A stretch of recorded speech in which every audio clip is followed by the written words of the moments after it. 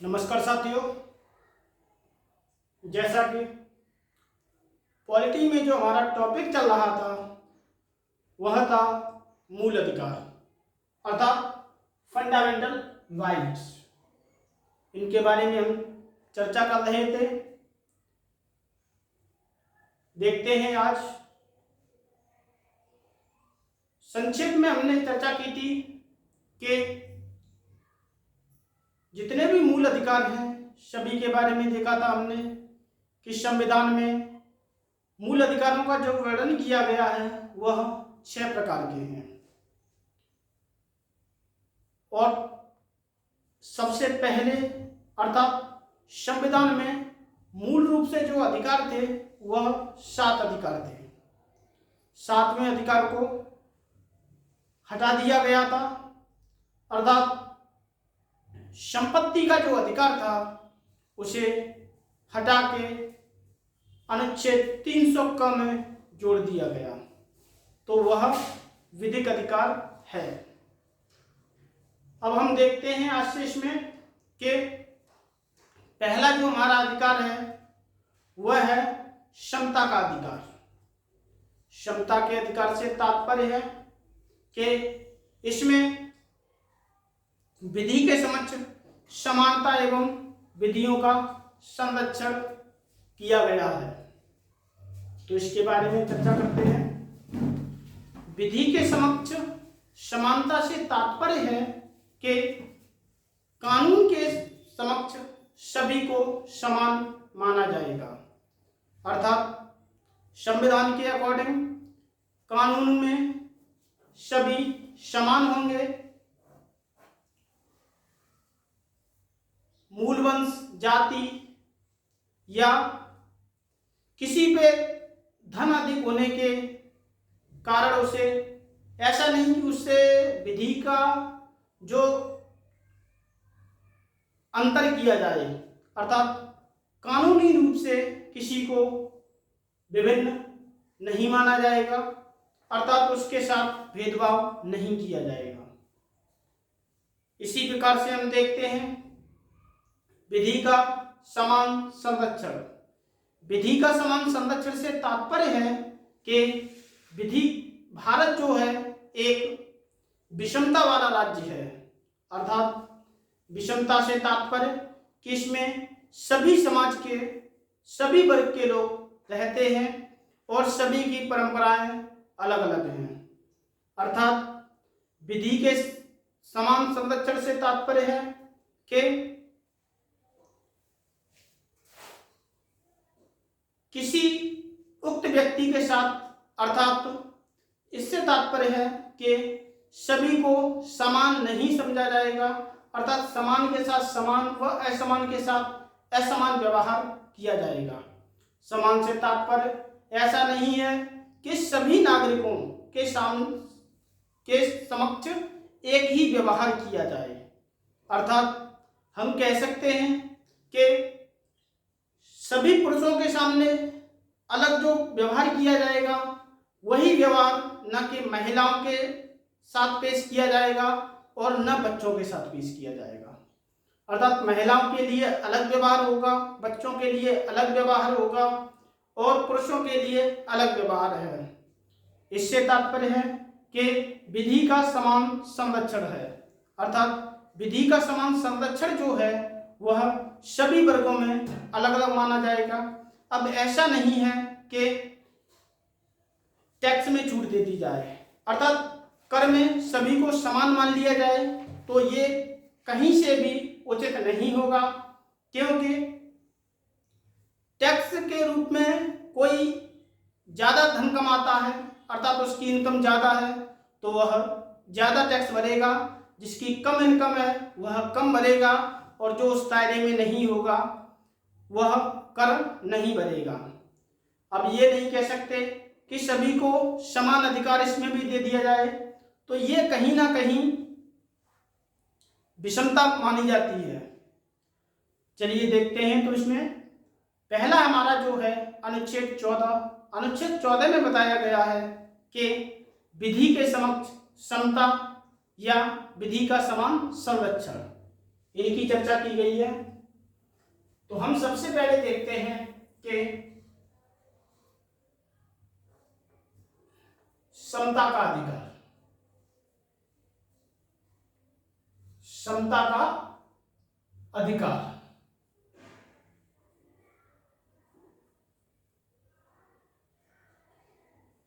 समता का अधिकार अनुच्छेद 14 से लेके अनुच्छेद 18 तक इनका वर्णन किया गया है। पहला हमारा जो मूल अधिकार है वह है समता का अधिकार। इसी में देखते हैं हम कि पहला जो आता है वह है अनुच्छेद 14। अनुच्छेद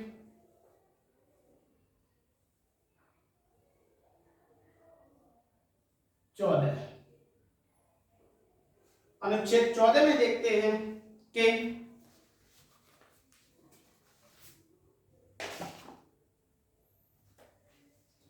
विधि के समक्ष विधि के समक्ष विधि के समक्ष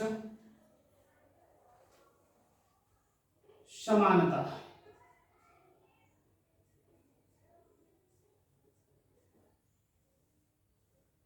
विधि के समक्ष समानता अथवा विधि का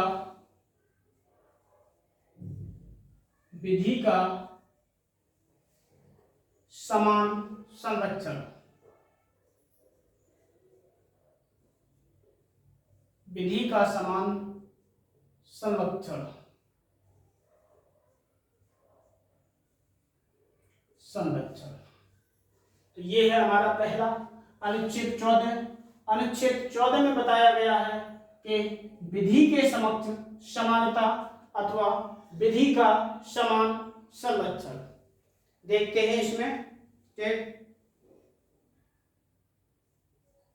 अनुच्छेद 14 में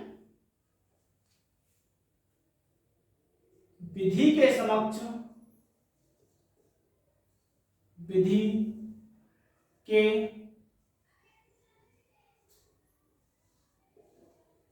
समक्ष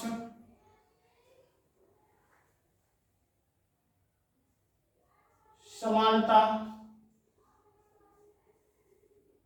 विधि के समक्ष समानता की अवधारणा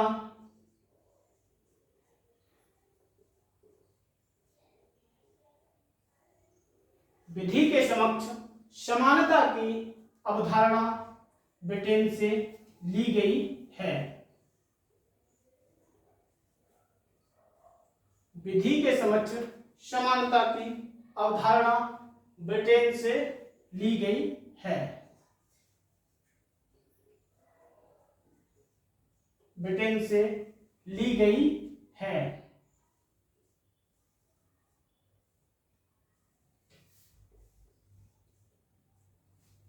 विधि के समक्ष समानता की अवधारणा ब्रिटेन से ली गई है। इसमें देखते हैं आगे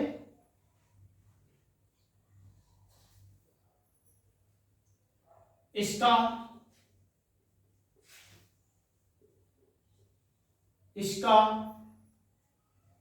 यह अर्थ है कि इसका यह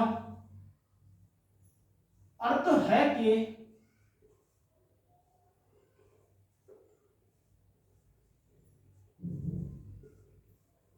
इसका यह अर्थ है कि राज्य किसी भी व्यक्ति के साथ राज्य किसी भी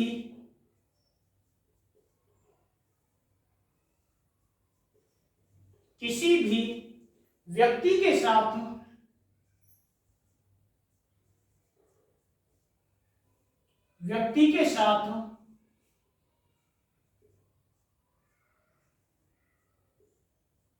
राज्य किसी भी व्यक्ति के साथ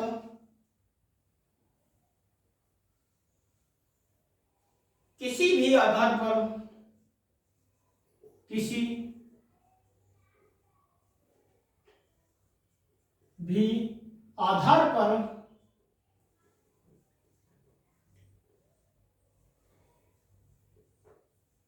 राज्य किसी भी व्यक्ति के साथ किसी भी आधार पर कोई भेदभाव नहीं करेगा। कोई भेदभाव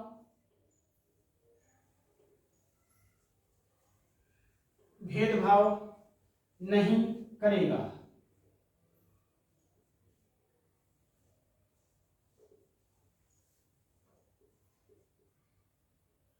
नहीं करेगा।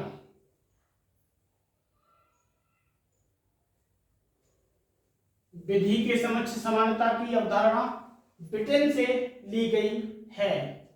इसका यह अर्थ है कि राज्य किसी भी व्यक्ति के साथ किसी भी आधार पर कोई भेदभाव नहीं करेगा।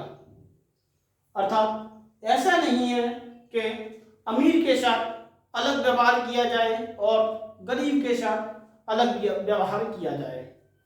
कानून सभी के लिए समान है, जितना ही अमीर के लिए है उतना ही गरीब व्यक्ति के लिए है। अर्थात कानूनी रूप से सभी को समान मान्यता दी जाएगी।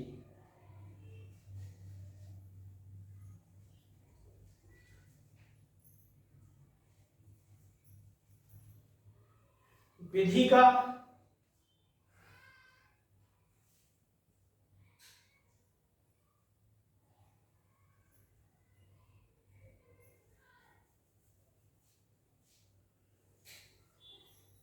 कानूनी रूप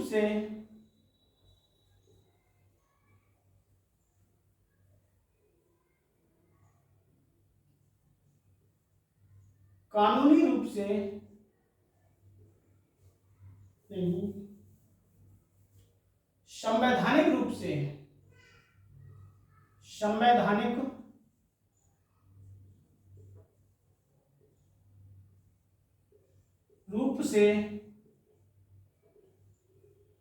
संवैधानिक रूप से सभी के लिए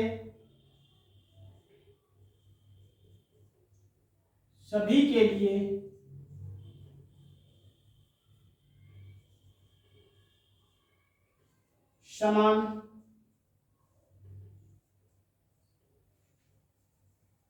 कानून संवैधानिक रूप से सभी के लिए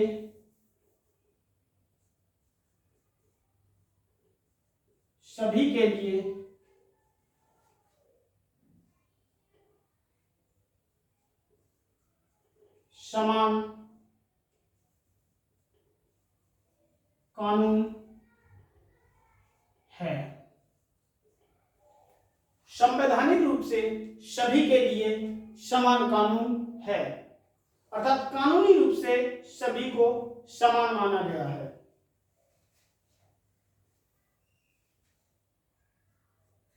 अगला पॉइंट है इसमें विधि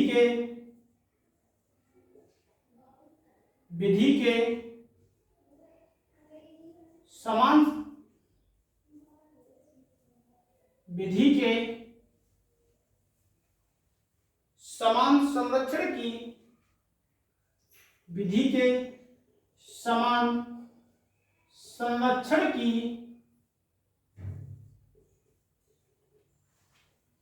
अवधारणा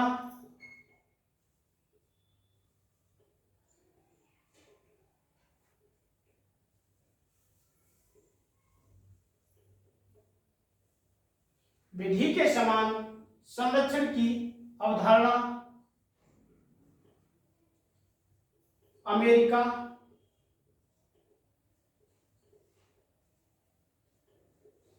अमेरिका से ली गई है।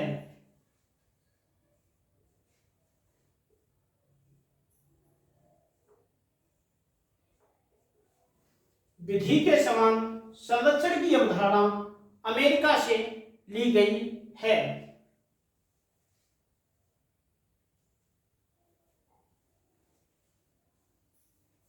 इसके अनुसार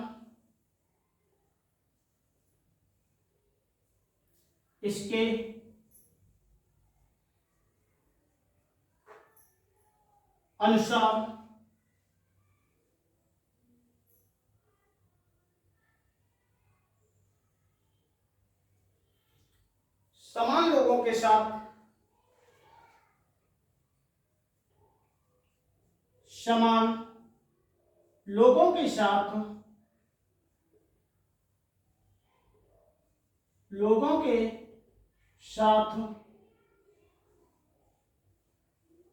समान व्यवहार।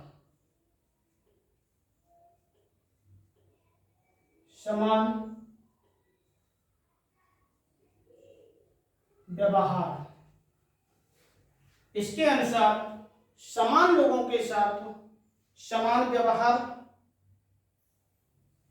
किया जाएगा।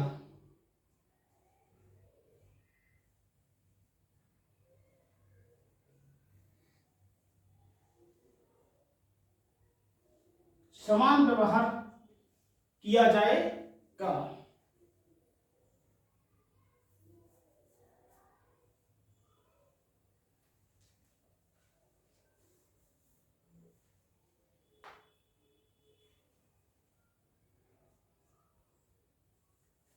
अगला पॉइंट देखते हैं इसमें।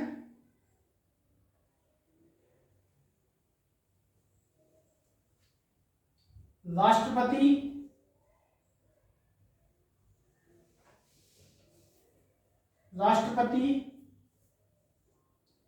एवं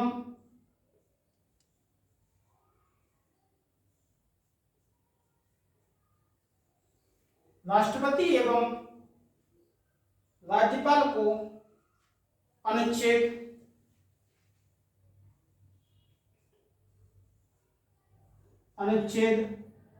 361 के तहत विशेषाधिकार है।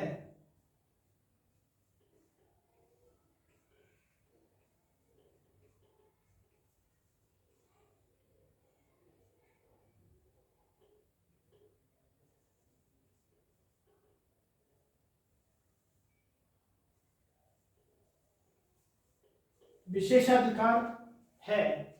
राष्ट्रपति एवं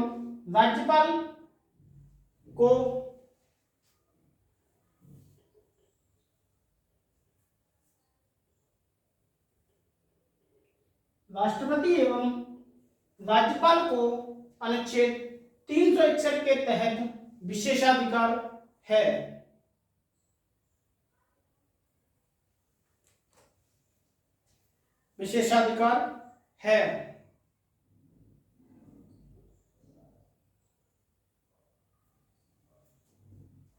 इस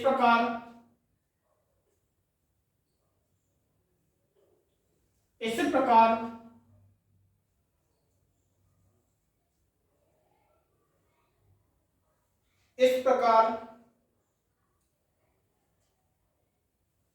संसद सदस्यों को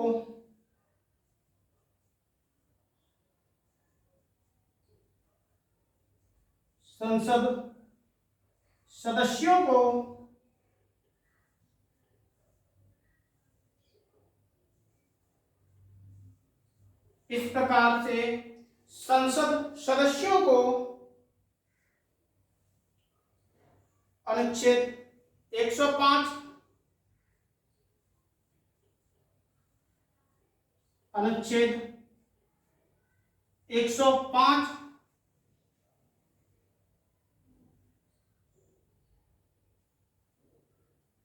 तथा विधानमंडल के सदस्यों को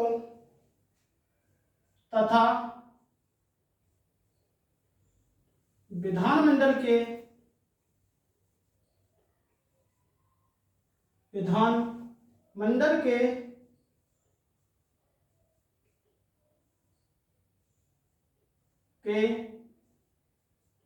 सदस्यों को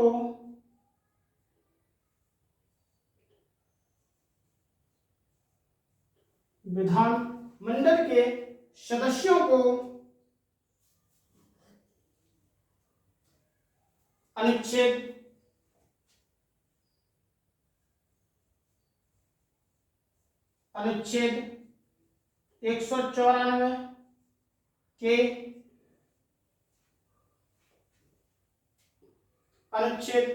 194 के तहत विशेषाधिकार है। अनुच्छेद 14 में हमने देखा कि विधि के समक्ष समानता अथवा विधि का समान संरक्षण। इसमें देखा कि विधि के समक्ष समानता की अवधारणा ब्रिटेन से ली गई है। इसका यह अर्थ है कि राज्य किसी भी व्यक्ति के साथ किसी भी आधार पर कोई भेदभाव नहीं करेगा। अगला पॉइंट इसमें कि संवैधानिक रूप से सभी के लिए समान कानून है, अर्थात सभी के लिए समान रूप से कानून है। विधि के समान संरक्षण की अवधारणा अमेरिका से ली गई है। इसके अनुसार समान लोगों के साथ समान व्यवहार किया जाएगा। अगला है इसमें कि राष्ट्रपति एवं राज्यपाल को अनुच्छेद 361 के तहत विशेषाधिकार है। इस प्रकार से संसद सदस्यों को अनुच्छेद 105 तथा विधानमंडल के सदस्यों को अनुच्छेद 194 के तहत विशेषाधिकार है। 194 के तहत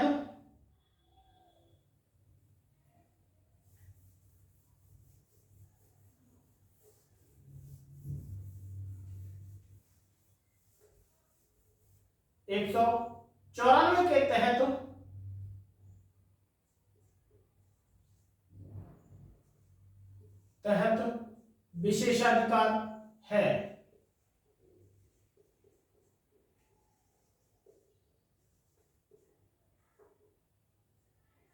विशेषाधिकार है। राष्ट्रपति एवं राज्यपाल को अनुच्छेद 361 के तहत विशेषाधिकार है तथा संसद सदस्यों को 105 व विधानमंडल के सदस्यों को अनुच्छेद 194 के तहत विशेषाधिकार है। इसी में देखते हैं आगे कि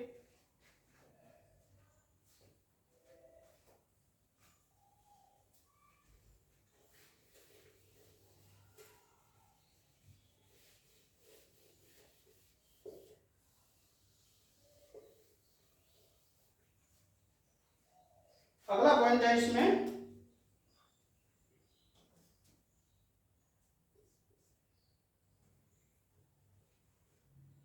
विधि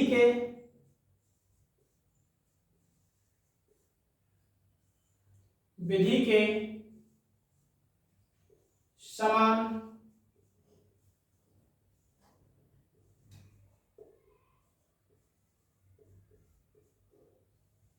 संरक्षण। विधि के समान संरक्षण का यह भी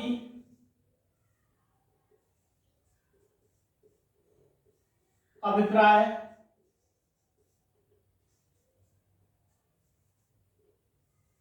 विधि के समान संरक्षण का यह भी अभिप्राय है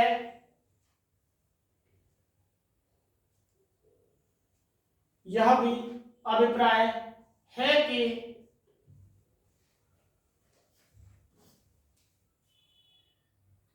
विशेष लोगों के लिए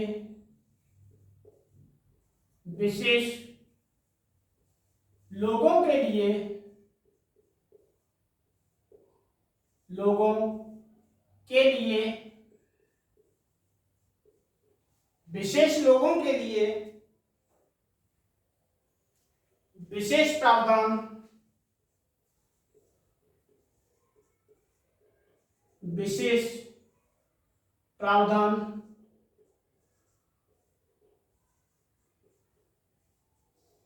विशेष लोगों के लिए विशेष प्रावधान किए जा सकते हैं।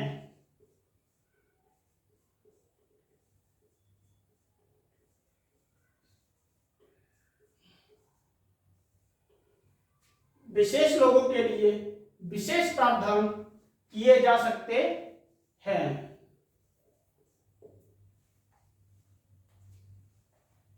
अनुच्छेद 14 में हमने जो अगला पॉइंट देखा था वह था विधि के समान संरक्षण का यह भी अभिप्राय है कि विशेष लोगों के लिए विशेष प्रावधान किए जा सकते हैं। इसके बाद देखते हैं अगला अनुच्छेद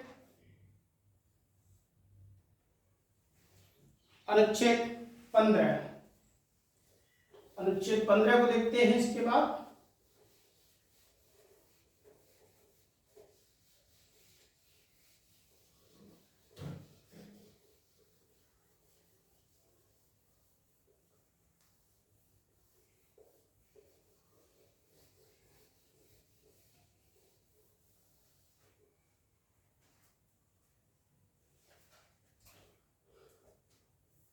अनुच्छेद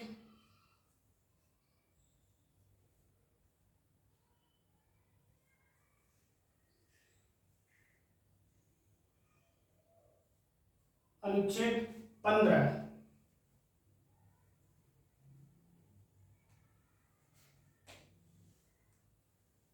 अनुच्छेद 15 में देखते हैं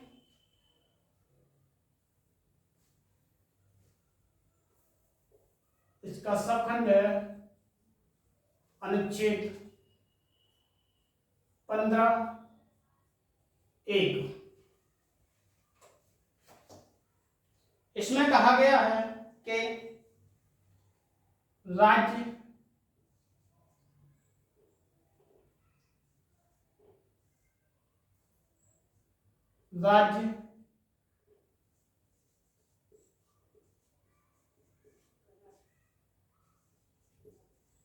किसी भी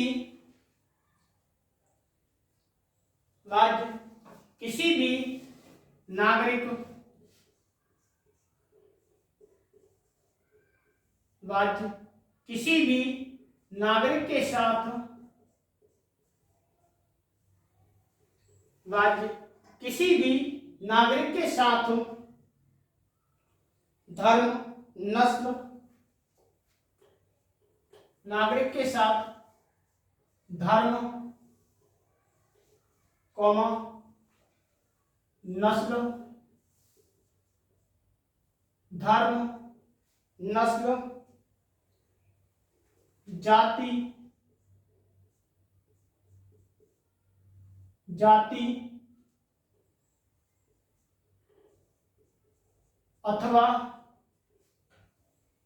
जाति अथवा जन्म स्थान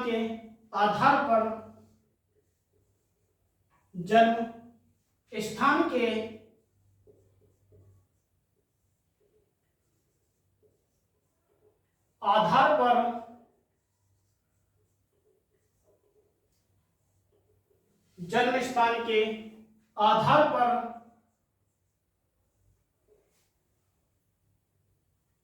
कोई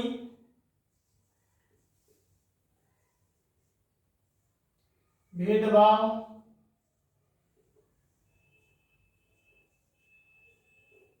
नहीं करेगा।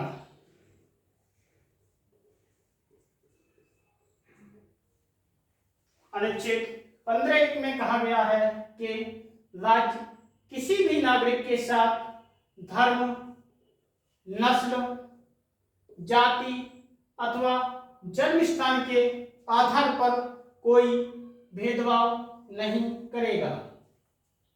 राज्य किसी भी नागरिक के साथ धर्म, नस्ल, जाति अथवा जन्म स्थान के आधार पर कोई भेदभाव नहीं करेगा।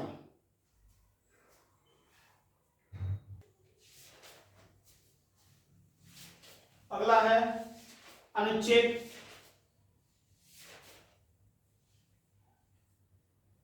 15(2) इसमें देखते हैं कि राज्य किसी भी व्यक्ति के साथ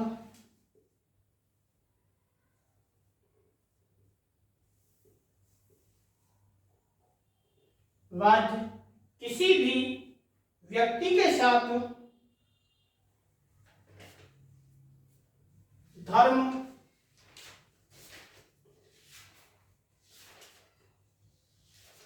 नस्ल, कौमा, लिंग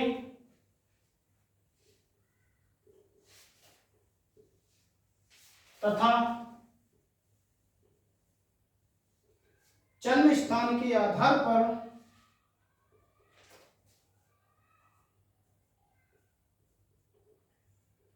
जन्म स्थान के आधार पर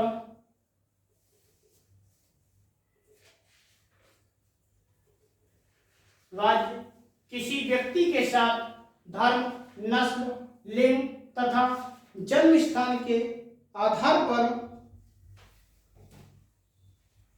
दुकानों,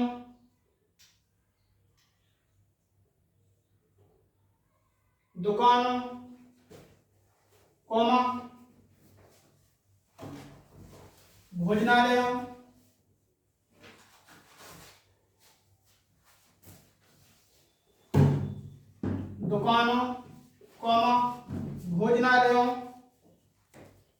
मनोरंजन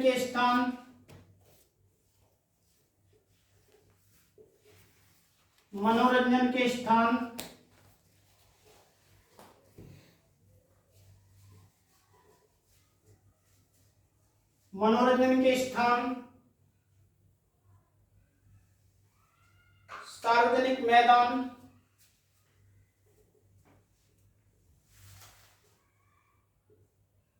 सार्वजनिक मैदान,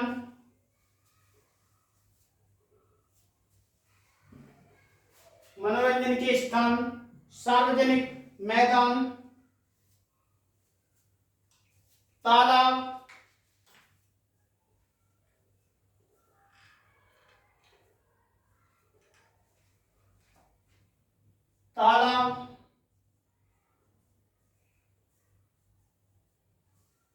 कौमा, कुओं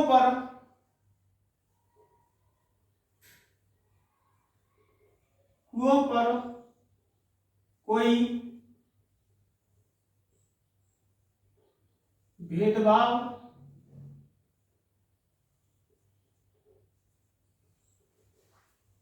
नहीं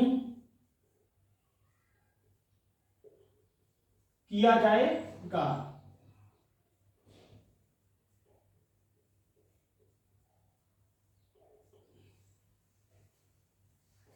अनुच्छेद 15(2) में हमने देखा राज्य किसी व्यक्ति के साथ धर्म, नस्ल, लिंग, जन्म स्थान के आधार पर दुकानों, भोजनालयों, मनोरंजन के स्थान, सार्वजनिक मैदान, तालाब, कुओं पर कोई भेदभाव नहीं किया जाएगा।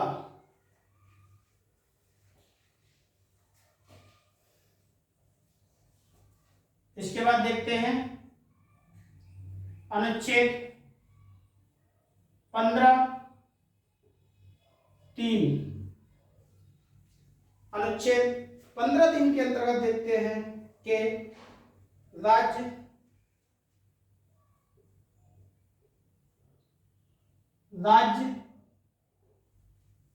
महिलाओं एवं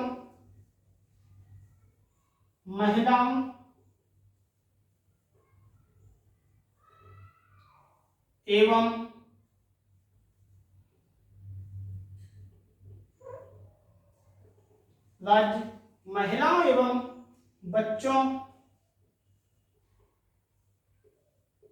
राज्य महिलाओं एवं बच्चों के लिए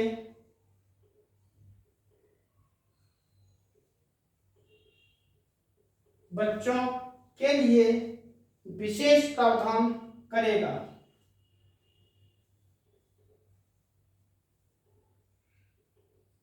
विशेष प्रावधान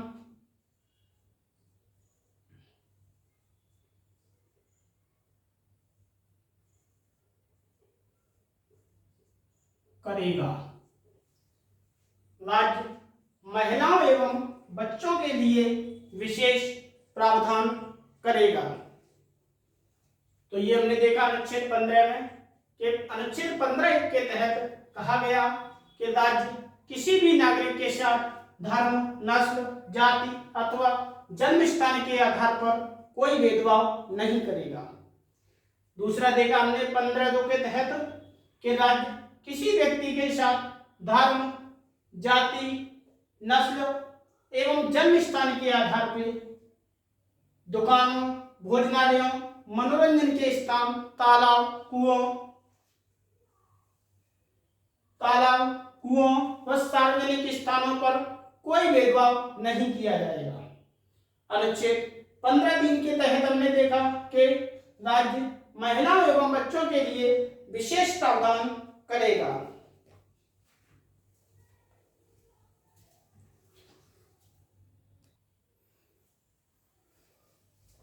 इसके बाद आगे देखते हैं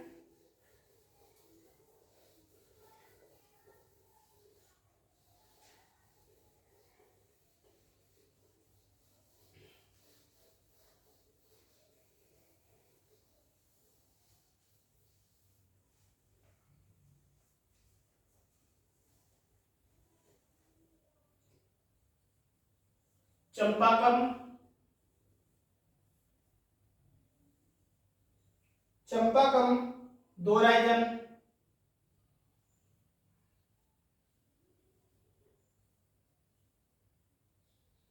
बनाम चंपाकम, दोराइजन बनाम मद्रास राज्य, मद्रास राज्य 1950। चंपाकम, दोराइजन बनाम मद्रास राज्य 1950। इसमें देखते हैं कि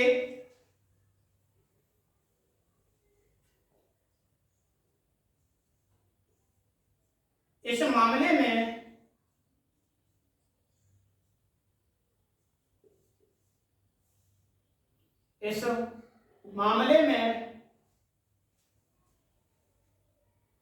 संविधान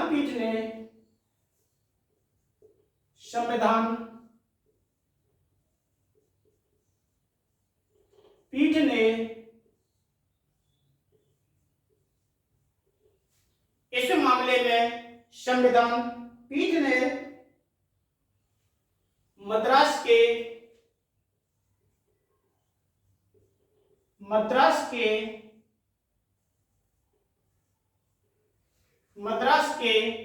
जाति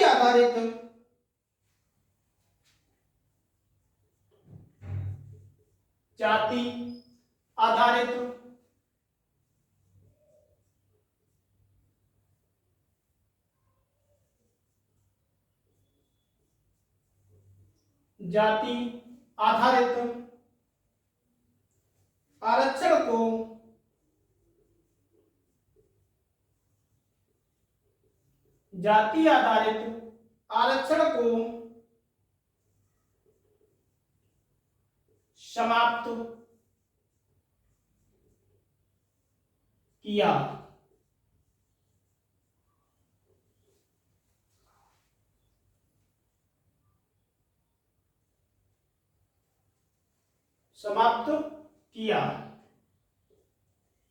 इस मामले में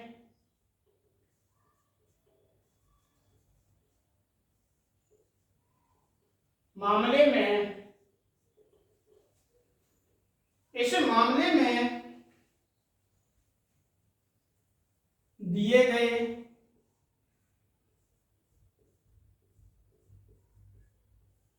दिए गए निर्णय के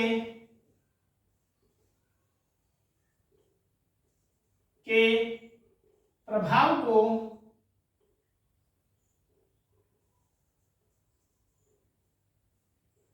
को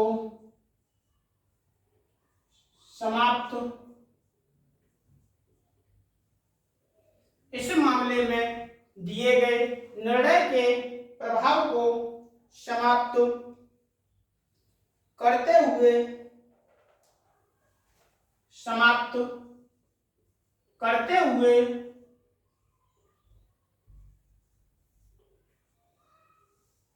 1951 में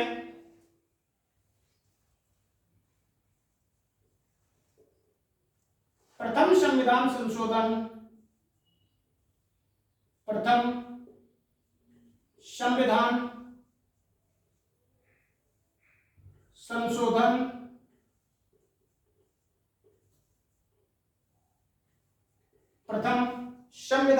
संशोधन द्वारा अनुच्छेद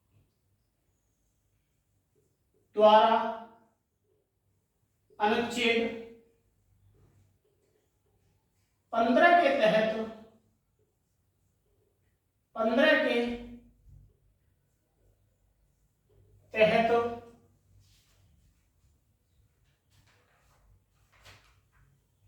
अनुच्छेद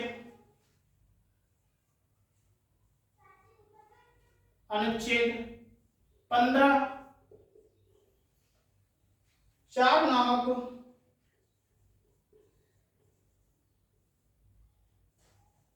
धारा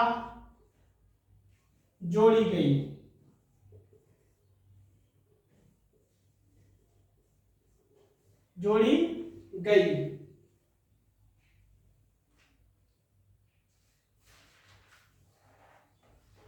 चंपाकन दोरायन बनाम मद्रास राज्य 1950 के मामले में संविधान पीठ ने मद्रास के जाति आधारित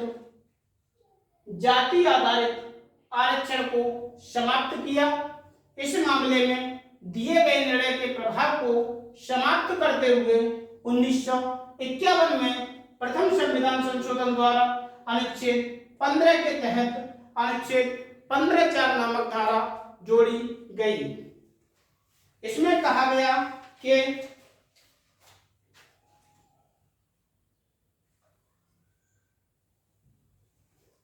अनुच्छेद 15(4) नामक धारा जोड़ी गई।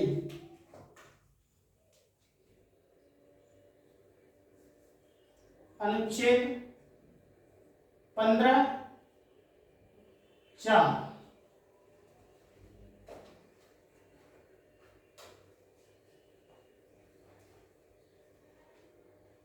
इसमें उल्लेखित है कि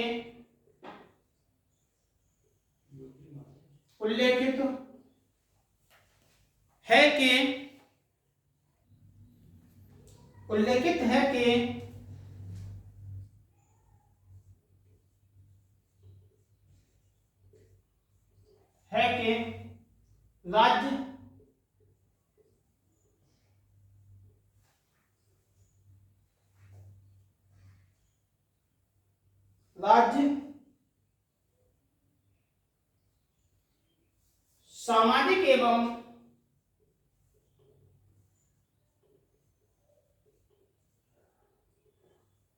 सामाजिक एवं शैक्षिक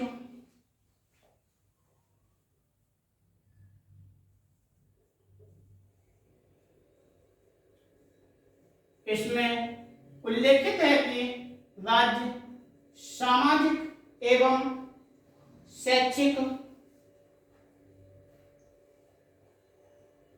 दृष्टिकोण से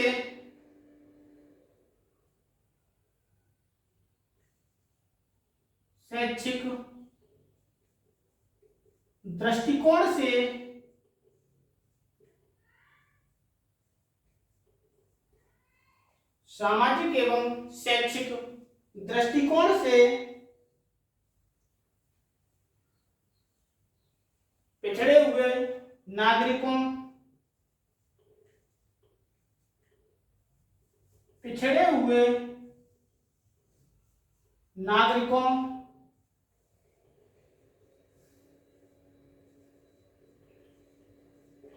पिछड़े हुए नागरिकों तथा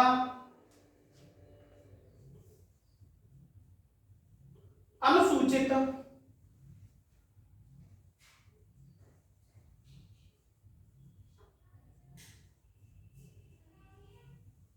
पिछड़े हुए नागरिकों तथा अनुसूचित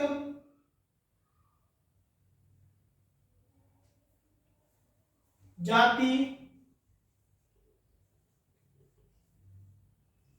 एवं अनुसूचित जाति एवं जनजाति के लोगों के लिए जनजाति के लोगों के लिए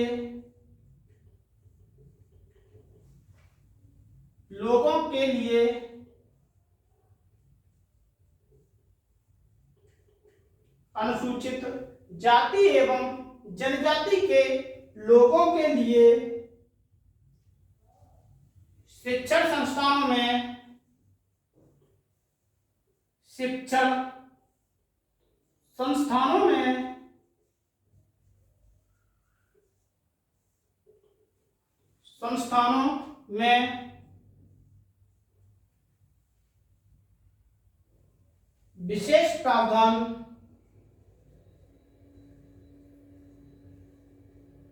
विशेष प्रावधान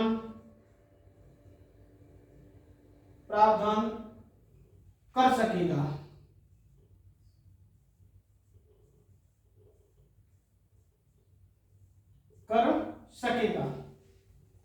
अनुच्छेद 15(4) में देखा कि इसमें उल्लेखित है कि राज्य सामाजिक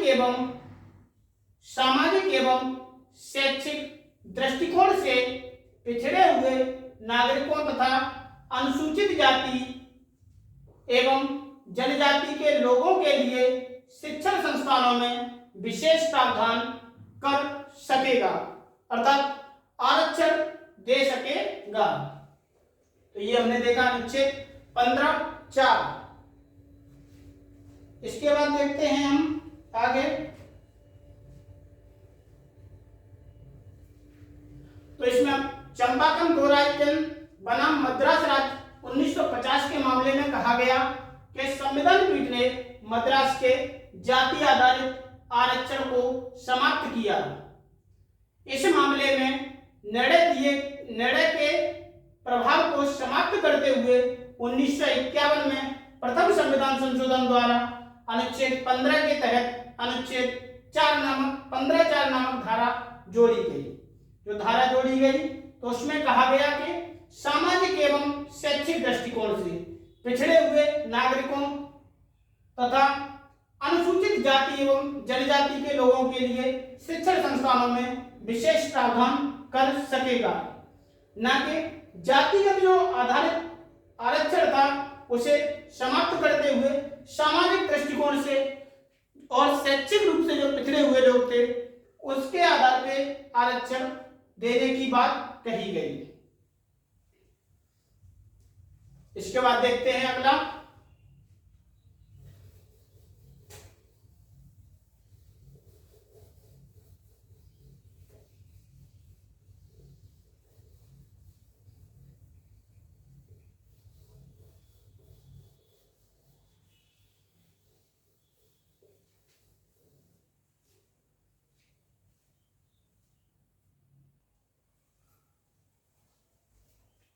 इसके बाद देखते हैं नोट पॉइंट। नोट पॉइंट में वर्ष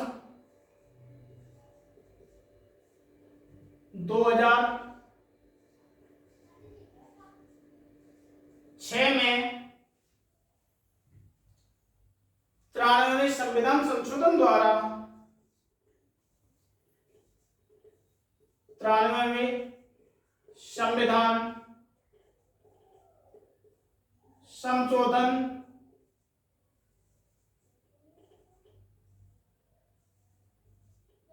द्वारा वर्ष 2006 में 93वें संविधान संशोधन द्वारा अनुच्छेद 15 के अंतर्गत अनुच्छेद 15 के अंतर्गत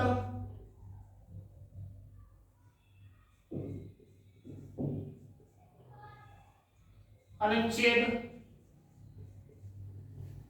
15(5) नामक धारा जोड़ी गई।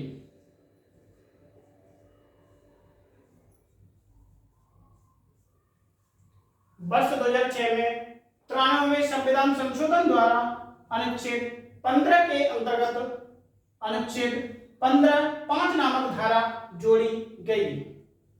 अब इस धारा में जो कहा गया उसे देखते हैं कि अनुच्छेद 15(5) अनुच्छेद 15(5) में कहा गया कि सामान्य वर्ग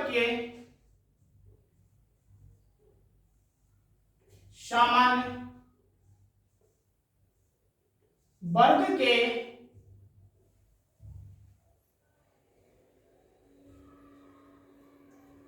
आर्थिक दृष्टि से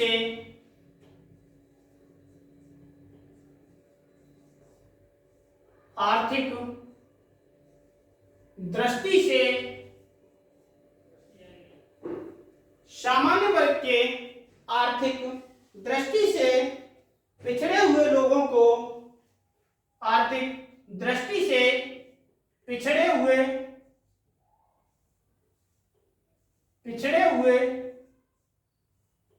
लोगों को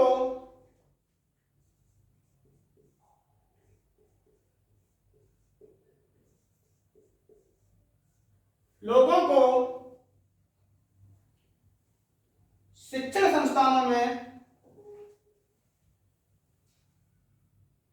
पिछड़े हुए लोगों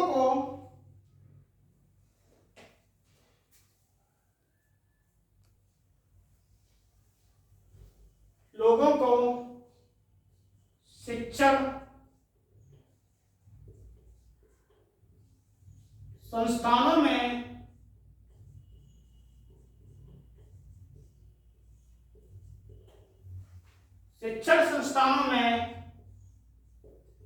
10%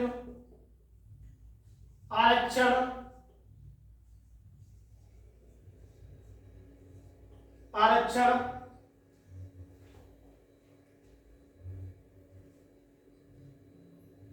देने का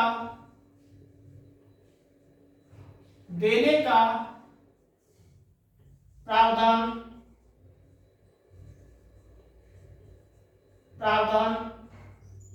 किया गया।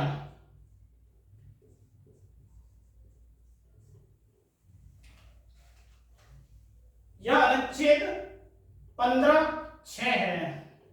15(6) में सामान्य वर्ग की आर्थिक दृष्टि से पिछड़े हुए लोगों को शिक्षण संस्थानों में 10% आरक्षण देने का प्रावधान किया गया, अर्थात EWS।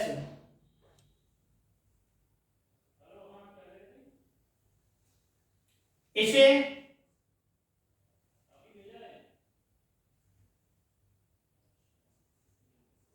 इसे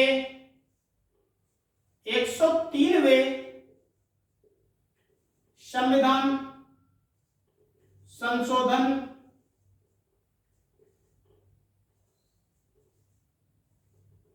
दो 2019 द्वारा जोड़ा गया। इसे 103वें संविधान संशोधन 2019 द्वारा अनुच्छेद 15 के तहत 15 के तहत अनुच्छेद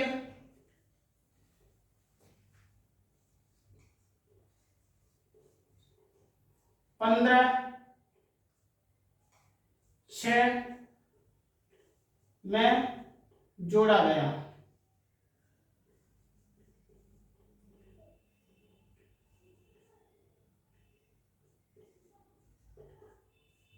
जोड़ा गया। 103वें संविधान संशोधन अधिनियम 2019 द्वारा अनुच्छेद 15 के तहत अनुच्छेद 15(6) में जोड़ा गया। 15(6) में कहा गया कि सामान्य वर्ग के आर्थिक दृष्टि से पिछड़े हुए लोगों को शिक्षण संस्थानों में 10% आरक्षण देने का प्रावधान किया गया है। इससे पहले हम ये पॉइंट देख रहे थे कि वर्ष 2006 में 93वें संविधान संशोधन द्वारा अनुच्छेद 15 के अंतर्गत अनुच्छेद 15(5) नामक धारा जोड़ी गई। इसे भी देख लेते हैं कि अनुच्छेद 15(5)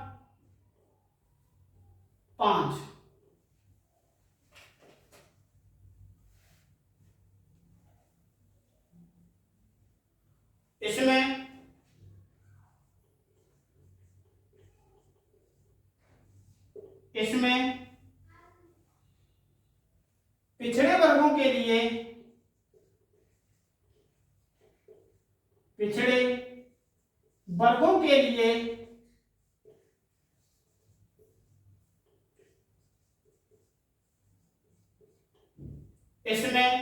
पिछड़े वर्गों के लिए उच्च शिक्षण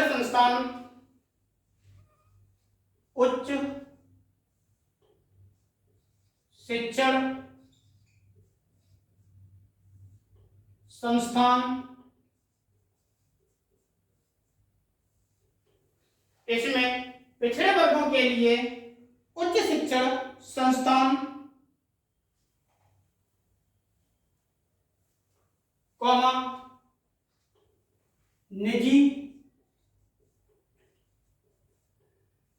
निजी संस्थान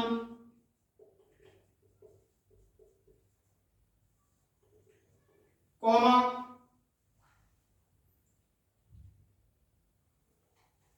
अनुदानित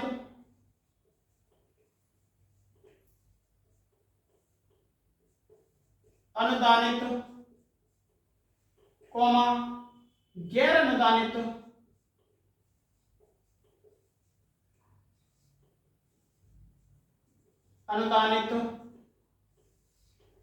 शिक्षण संस्थान